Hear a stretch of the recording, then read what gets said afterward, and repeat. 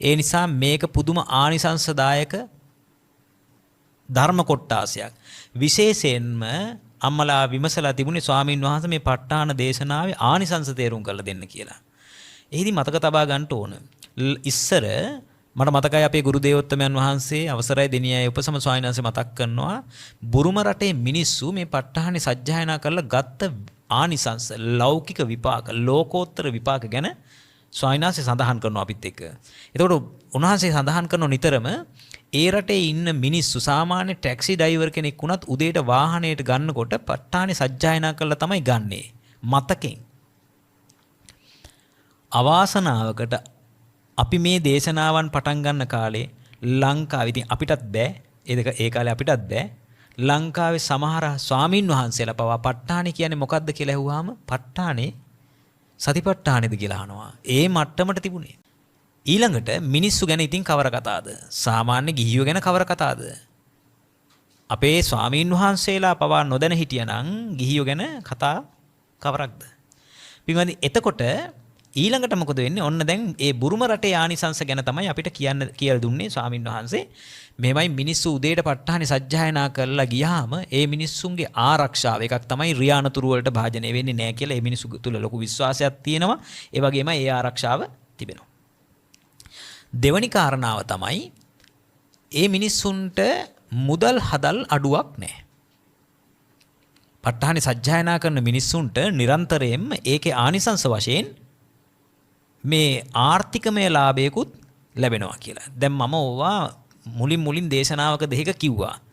දැන් වර්තමානයේ ඉන්න ඕනේ निराගමික කියලා පිරිසක්. ඒගොල්ලන්ට මේවා අහන්න ලැබිච්ච ගමන් ඔන්න කියන්න පටන් ගන්නවා මේක බිස්නස් එකක් කියලා.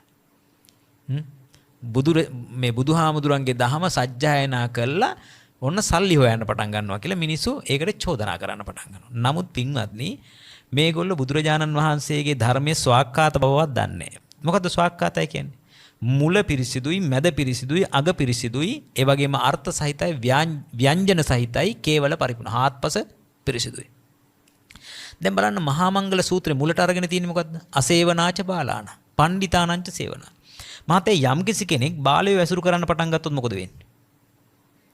බාලයෝ ඇසුරු කරන්න පටන් ගත්තොත් හවස් වෙනකොට කතා කරනවා යන් අපි හවසට මොනවා හරි මත්පැන් ටිකක් පානය කරන්න කියලා. දැන් මේ මත්පැන් පානය කරපු මනුස්සයාට පුළුවන්ද ඊට පස්සේ තියෙන මාතා පිතූපට්ඨානම් කරන්න පුළුවන්ද?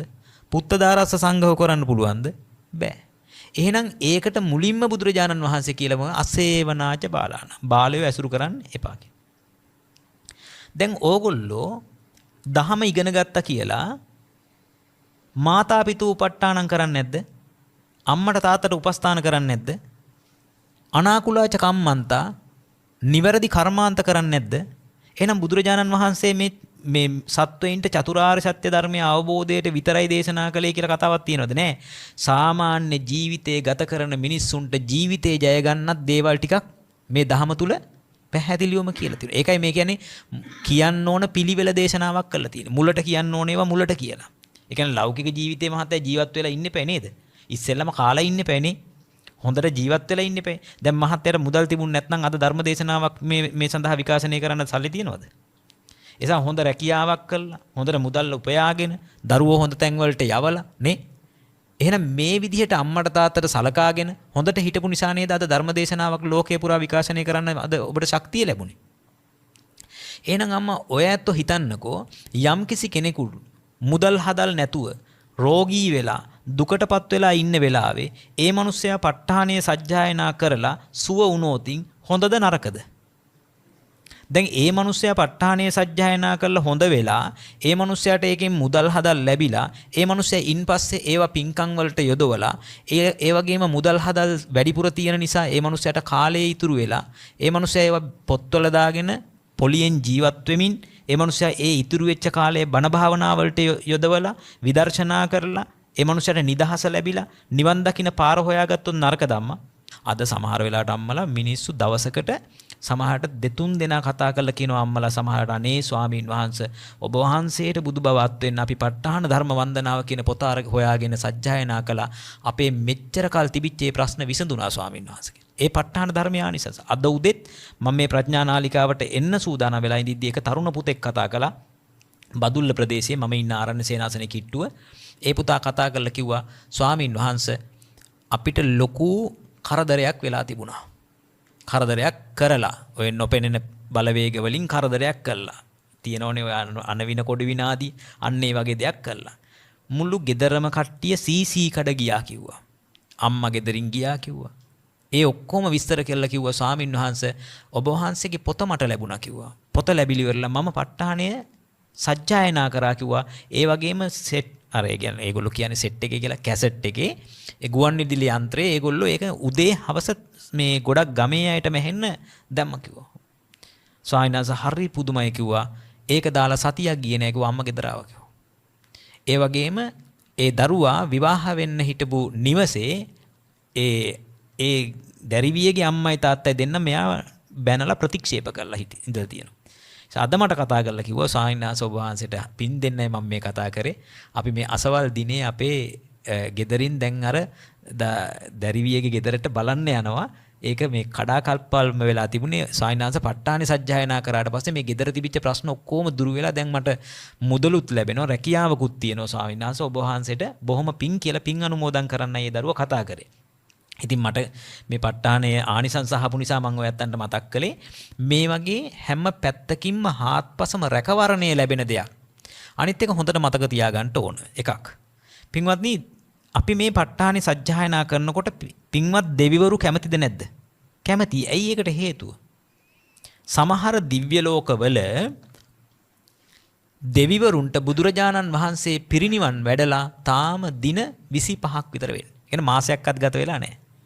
දැන් ඔය ධර්මයේ සඳහන් වෙනෝනේ මනුස්සානං පන වස්ස සතානං තාවතින්සානං දේවානං ඒකෝ රත්තින් දිවෝ කියලා. මනුස්සයින්ගේ වර්ෂ වලින් වර්ෂ 1000ක් වර්ෂ 100ක් වස්ස සතානං වර්ෂ 100ක් තාවතින්සානං දේවානං ඒකෝ රත්තින් දිවෝ. එක රාත්‍රී කාලයයි දිවා කාලයයි. එක රාත්‍රී කාලයයි දිවා කාලයයි. එහෙමනම් ඒගොල්ලන්ට රාත්‍රී කාලයයි දිවා කාලය එකයි කියන්නේ මොකද්ද? දින එකයි. එහෙමනම් දින එකක් ඒගොල්ලන්ට ගත වෙලා තියෙනවා කියන්නේ මොකක්ද? අපේ වර්ෂ 100ක් දින එකයි නම් අපිට වසර බුදුරජාණන් වහන්සේ පිරිනිවන් වැඩලා වසර 2567ක් වෙනවා. ඒක බෙදුවොත් 100න් 25.67ක් වගේ වෙන්නේ. ඒ කියන්නේ තාම ඒගොල්ලන්ට දින 26ක්වත් නැහැ. එහෙමනම් පින්වත්නි ඒගොල්ලෝ බුදුරජාණන් වහන්සේ එහෙමනම් ඒ දෙවිවරු බුදුරජාණන් වහන්සේ සියසින්ම දැකලා තියෙනවා. බුදුරජාණන් වහන්සේගේ සද්ධර්ම දේශනාව ඒගොල්ලන්ගේ කනින්ම ශ්‍රවණය කළා තිබෙනවා. ඒ නිසා ඒගොල්ලන්ට බොහොම හුරුයි ඒ පින්වත් දෙවිවරුන්ට බොහොම හුරුයි බුදුරජාණන් වහන්සේගේ මේ ගම්භීර වූ ප ဋ ාණ ධර්මය. අපි කවුරු හරි කෙනෙක් තමන්ගේ නිවසක මේ ප ဋ ාණිය සජ්ජායනා කරනවා නම් අපේ මහත්තයා මොකද වෙන්නේ? අර දෙවිවරුන්ට බොහොම ප්‍රියයි ඒ ඇත්තෝ තමන්ගේ නිවස ගාවට ඇවිල්ලා මේක ශ්‍රවණය කරනවා. ඒ වගේම බුද්ධ ශාසනය ආරක්ෂා කරගන්න මේ ප ဋ ාණ දේශනාව නැවත මතු කරලා ගන්න අයට රැකවරණය ආරක්ෂාව වස්තුව ලබා දෙනවා. දැන් අපි සමහර ළමයි ඇවිල්ලා කියනවා ස්වාමින් වහන්සේ හරි පුදුමයි මම හිතුවෙත් නෑ ලාච්චුවේ මෙච්චර මුදලක් තිබ්බා ඒක කොහොම ආවද කියලාවත් මන් දන්නේ නැහැ කියලා. එතකොට ඒ දෙවිවරුන්ගේ රැකවරණය ආරක්ෂාව ලැබිච්ච ක්‍රමය